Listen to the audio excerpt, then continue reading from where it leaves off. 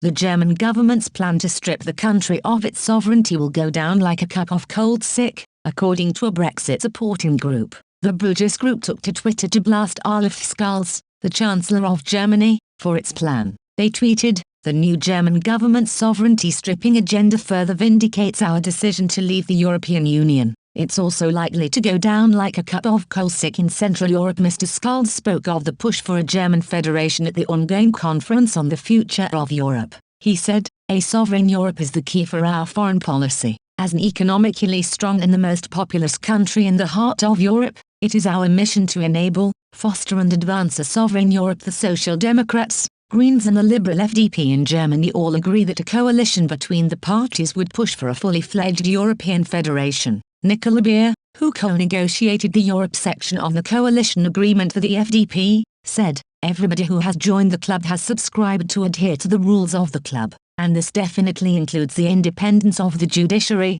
But Twitter users were split over the calls from Scholz for stripping the country of its sovereignty. Monty 3812 said, "A bit rich Germany finger-wagging at Poland about rule of law. A lot of less ardent Remain voters saw federalization as a distant possibility. Interesting that it's a German political crisis forcing the pace." SJ Random 2 tweeted, "We need a European federation. Imagine my shock, Germany wanting to make a federal Europe. I seem to remember all the Europhiles saying that would never happen, much like Clegg saying the idea of an EU army was a dangerous fantasy, which then turned out to be true." Trapensioth UK tweeted, "When you read the article, the only concrete reforms are the ability of MEPs to introduce draft laws and more QMV in the council, both of which are democratic reforms in principle, I guess. The federalization agenda seems to just be aspirational."